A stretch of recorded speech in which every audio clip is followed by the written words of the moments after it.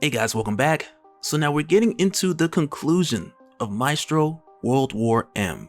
To where from here, this conclusion leads us right into Future Imperfect, which also means no more Maestro for a while, or until they bring him back to life. So let's get into it. But first, if you're new to the channel, be sure to subscribe to catch us builds every week, and don't forget to hit that bell up top so we can squat up in the comments for the first hour.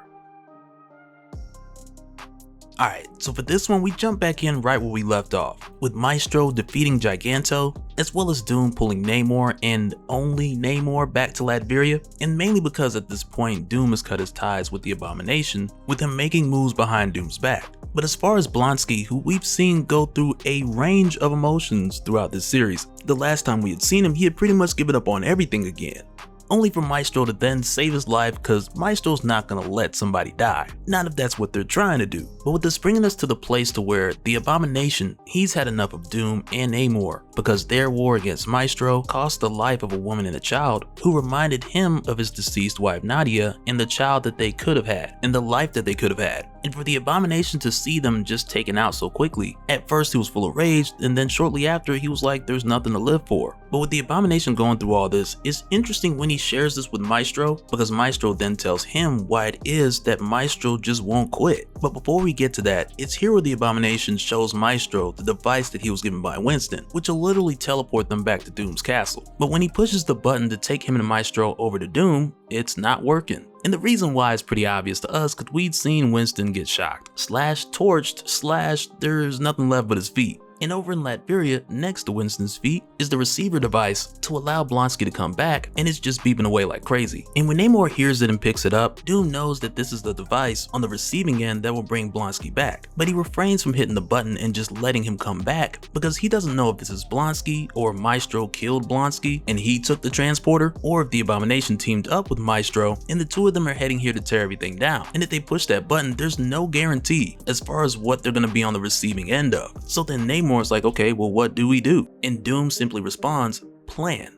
And so initially with this transporter not working, Blonsky's kind of like, this is a waste of time, and Maestro's like, okay, might as well kill you now, since he ain't gonna help. And it's here for Blonsky where he can't even take it as a real threat, because again, in this dystopian future he's woken up in, he doesn't care anymore. Every person he's ever loved is gone, and he doesn't see a reason to keep going.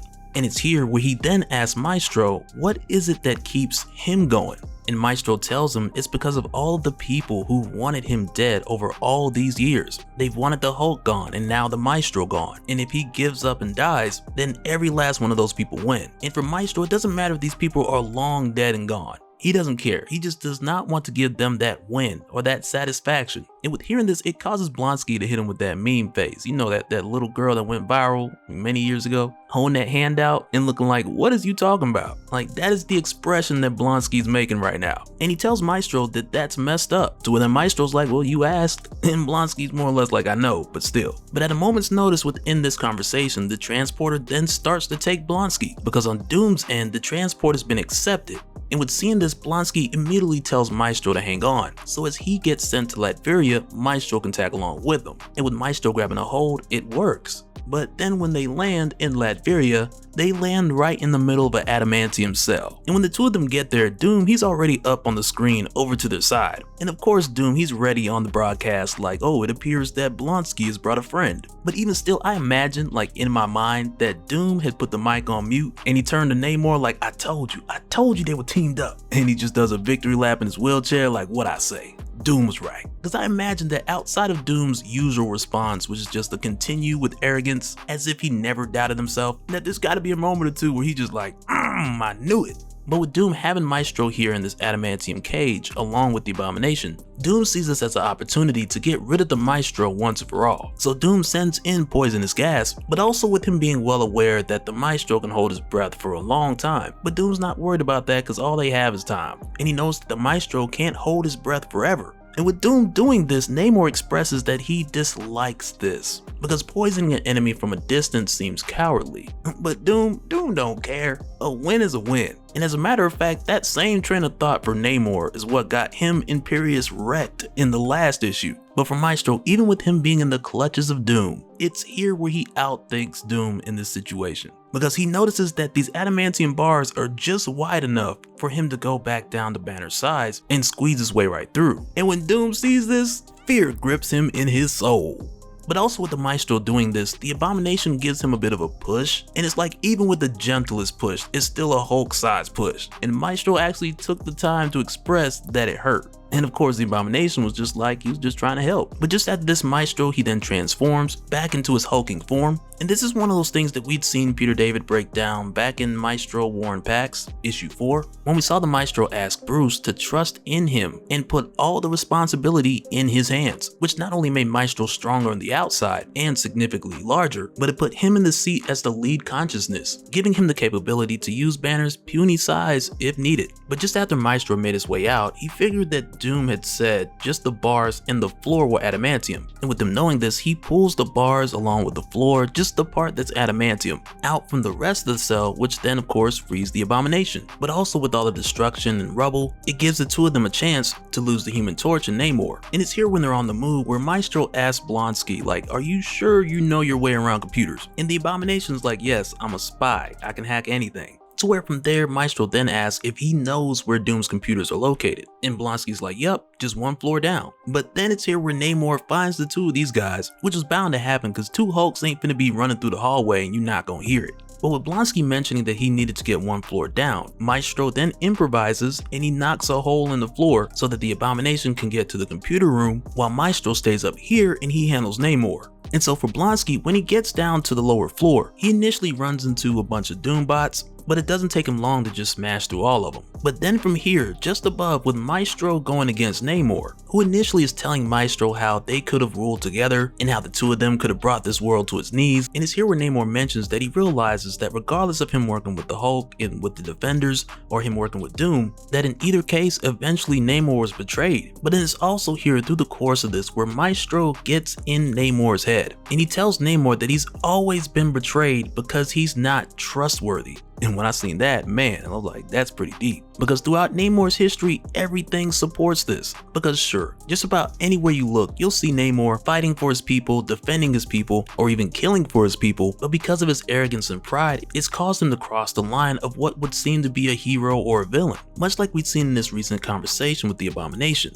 But in this moment when he starts to hallucinate, he sees his deceased wife Numa, and she tells him how her and the others had lived in fear of Namor, his temper, his strength, his hatred for humanity, and how because he was the king, they really had no choice. And it just continues from nearly every woman he's ever cared about, from Lady Dorma even to Sue Richards, who at one point Namor had kidnapped. And with him hearing all this, it's like we're skating pretty close to the lines of us getting a Surviving Namor documentary. But with Maestro seeing this dude trip out, he just knocks him out and just like, man, that was weird. But from here for Maestro, he's very close to making his way to Doom. And he figures at this point that more or less he's getting ready to walk into a trap, but at this point to Maestro it doesn't really matter, so he just kicks the door down, only to then get blasted by Doom, who at this point has made his way into his hulking Maestro Buster suit. And I'm just calling it Maestro Buster, unofficially, because who else is out there that he's getting this big for? Like, come on.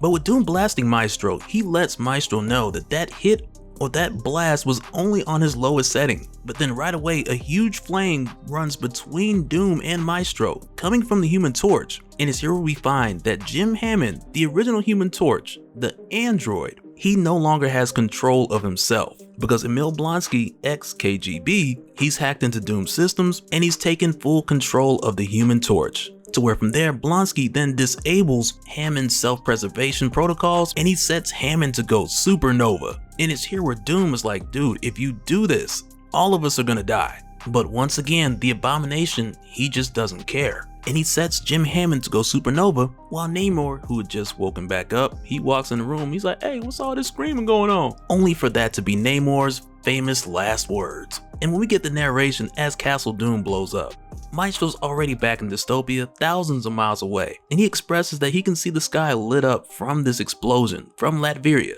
and the light showing all the way in dystopia. It's nuts. But then also, just at the edge of dystopia, at Rick Jones' new secret bunker, we find that the Minister has given him a gift, which turns out to be Dr. Doom's time platform. And the Minister gave this to Rick because he thought he could make use for it and find a way to end Maestro. And of course, with seeing this is where Rick gets the idea that sets the stage for this story to lead right into Future Imperfect. And really after all these recent arcs with Maestro, Maestro War and Pax, and Maestro World War M, they kinda have me wanting to go back and read Future Imperfect again, just to see if Maestro feels the same now as he did then, because now we got a lot of new context going into that story. And this one concludes with Maestro looking the same way that he did in the beginning of Future Imperfect, although I do recall him being a bit more of a jerk the last time I read that, though he had his moments here too. I don't know, I gotta read it again. But let me know you guys' thoughts all together. How do you feel like this was handled? Do you feel like all these stories felt cohesive? I'm curious to know what you guys think, because now that World War M is finished, we're done with the Maestro stories. But after this, coming in 2023, Peter David is taking us back to Las Vegas